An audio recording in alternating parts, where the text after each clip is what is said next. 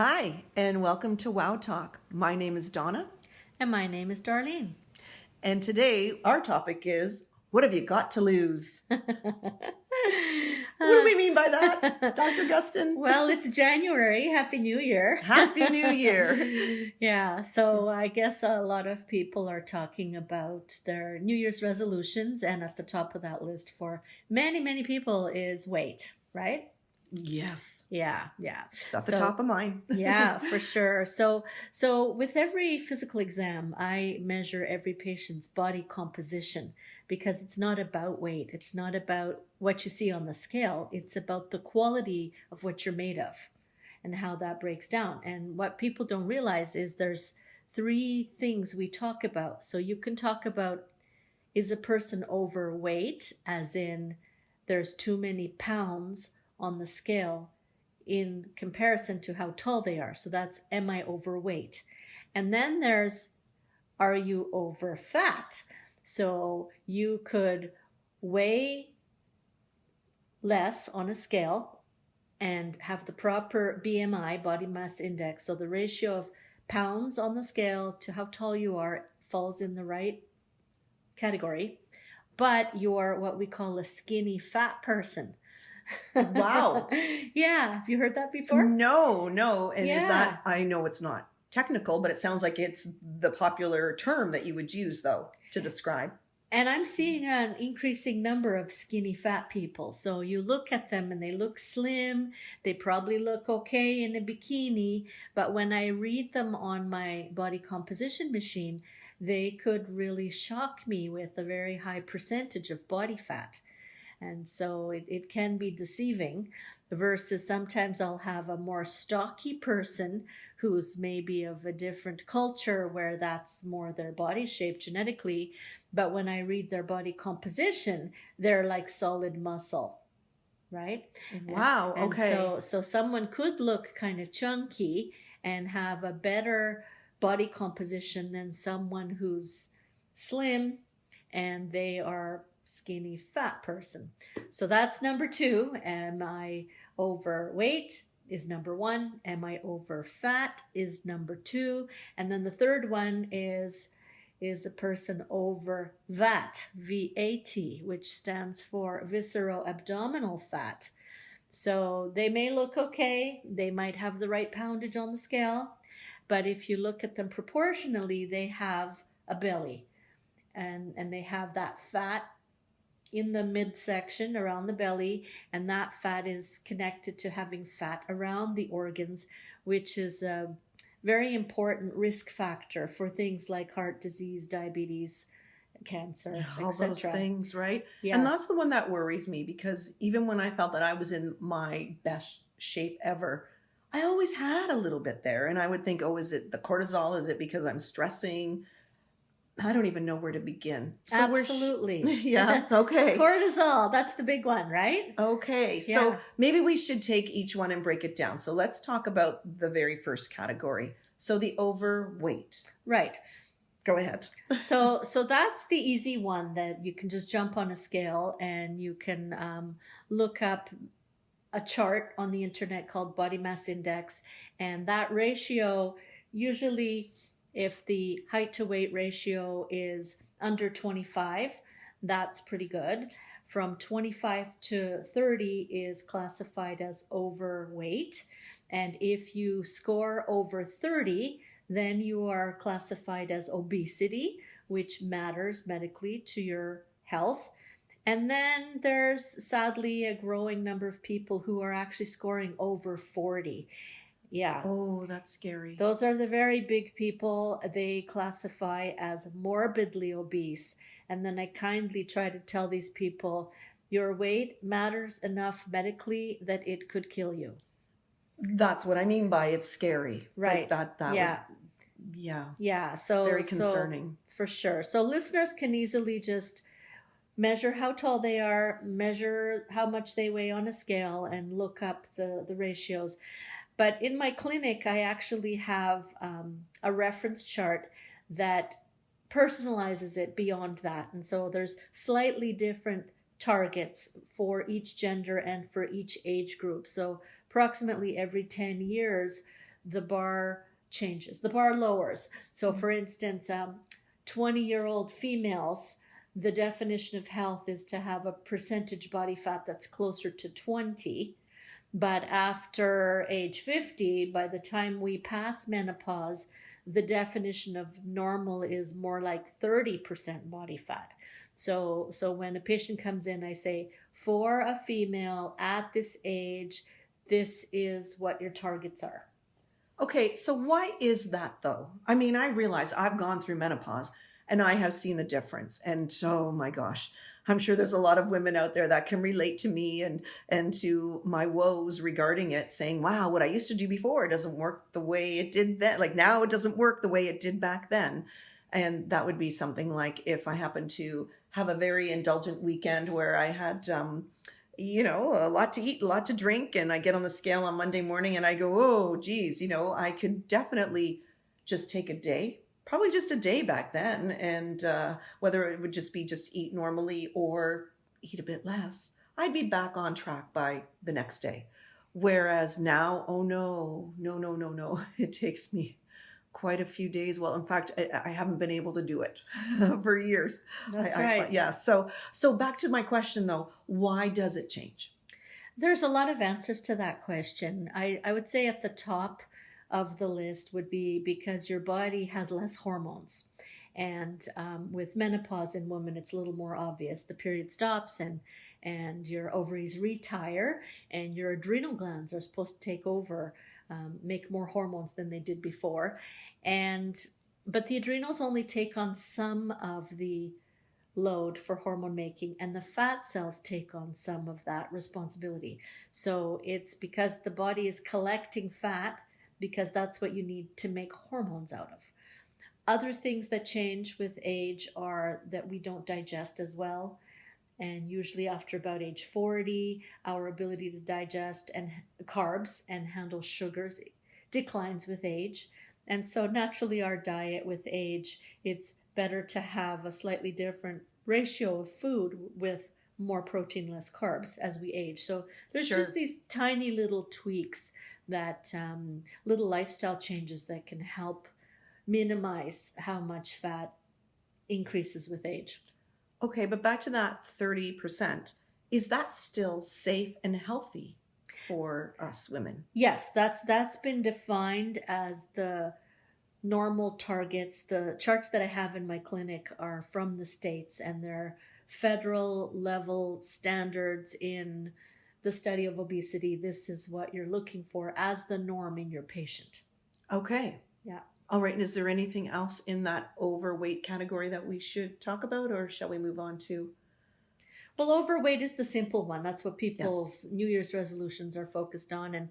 And also sometimes emotionally a person might have a special number that they want to weigh. I want to weigh this much. So sometimes I'll have middle-aged women and they'll ask me, I want to weigh 110 pounds like when I was 20 years old.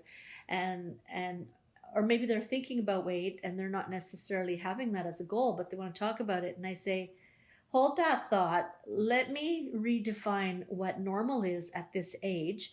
And if you don't like this number, you're more than welcome to burn off all that extra fat now after menopause. And your target can be, it's more of like an anti-aging goal. It's going beyond healthy. Okay. So there's nothing wrong with that. But I tell them, I go, okay, you passed menopause. The standards are different. If you want to weigh 110 pounds like when you were 20, go for it. But I'm warning you, it's going to be a part-time job. Yeah. And I hear you because and I get hung up on the number myself. Yeah. I get hung up on the number. Yeah. So anyway, okay, so then on to the next category. Number 2, over fat. Yes. So that's when I measure a person on my bioimpedance analysis machine, which oh my gosh, what is that? It's just a little machine that has electrodes that two attach to your hand, two attach to your foot, and it sends a signal through the body to measure how much water, fat, muscle, etc. is in the body. And it's quick, simple, painless. And it's very simple the way that it works. So basically, your muscles hold a lot of the water in your body, and they'll let the electrical message go through. So the machine measures how much of the signal went through. And the fat cells, they're more likely to absorb the signal on the machine. And so the machine will send the message, and it will record how much of the electricity got absorbed. And that's very representative of how much fat is in the body. So Okay. so it just takes a minute or two, and then I look at my chart. It's a female. She's 45 years old. She's supposed to be this much percent body fat, this much percent water, etc. And then it also says where is the water located, which can also represent, are you toxic, are you inflamed? So the body composition machine that I have, it's a professional one. It goes beyond just telling you how much percent body fat you have, but there are little scales that people can buy now on the market that are pretty good, that you step on with bare feet, and they'll measure your percentage body fat. Or in gyms, you can find devices where you hold on with your hands.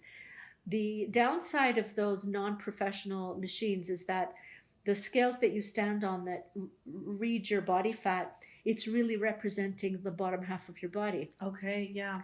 And the ones at the gym that you hold on with your hands, it's really measuring the top half of your body. Sure. So my machine goes through the whole body, so it's an overall percentage body fat. And sometimes all of that matters for people who are what we call a pear shape. Okay, yes, right? yeah. And so the hormones, more so in females, also very much influence where the body fat is located, right? Like apples are more Yes. likely to have cardiovascular disease. Okay. Yeah, Wow, that is very interesting. yeah. So, what would you do with that information? Or is that a whole other show?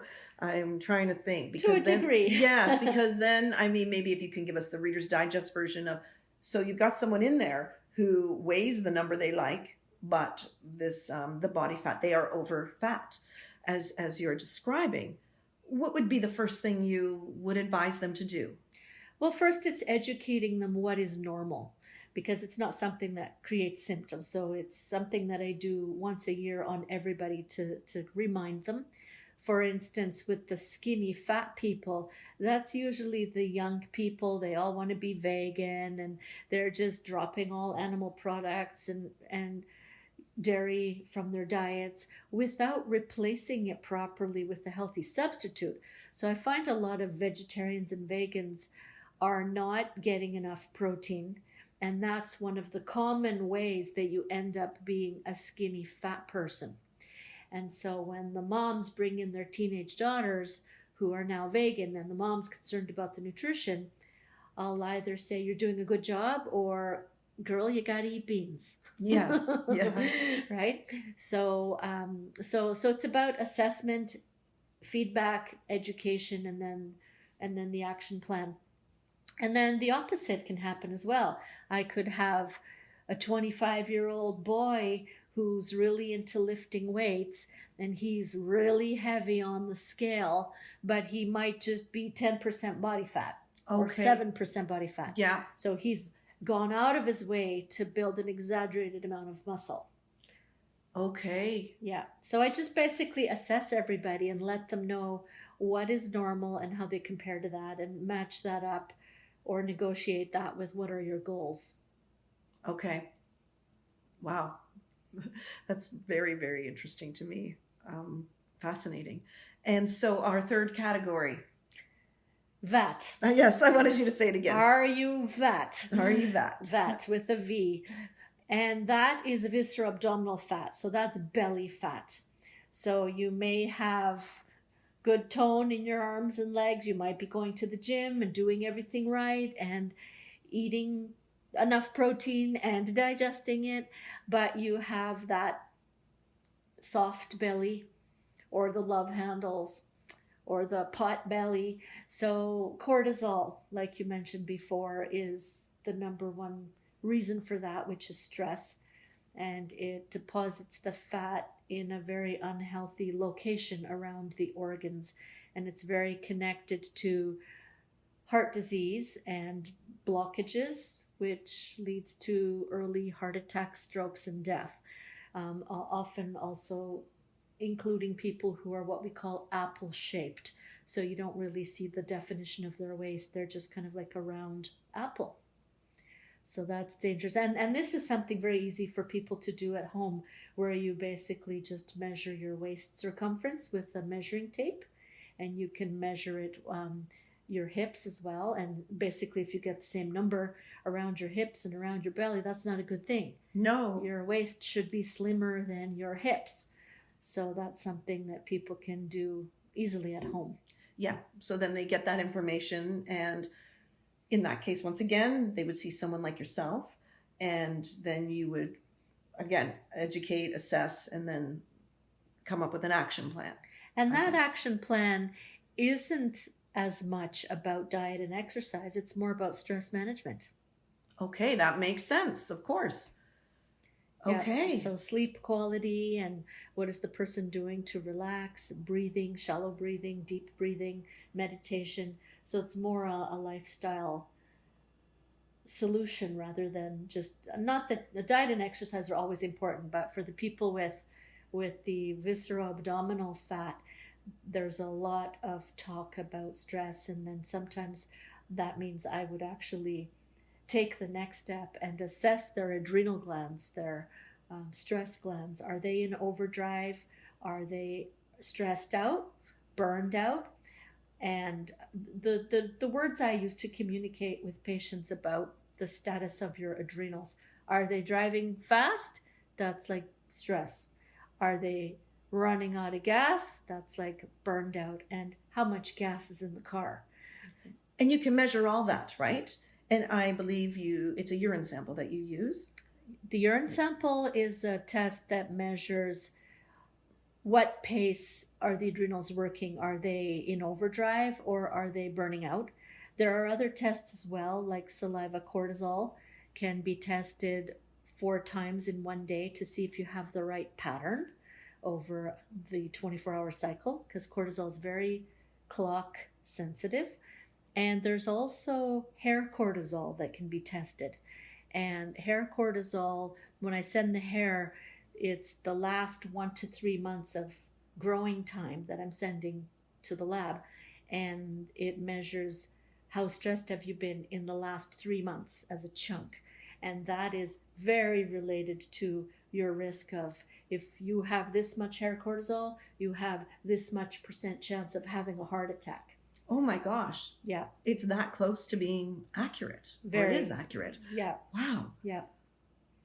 Okay. Well, I think we could do a part 2. On cortisol. On cortisol, yes, on that, and on everything on how to deal with each one of these categories. But this has been, once again, so informative, and things I thought I knew but didn't.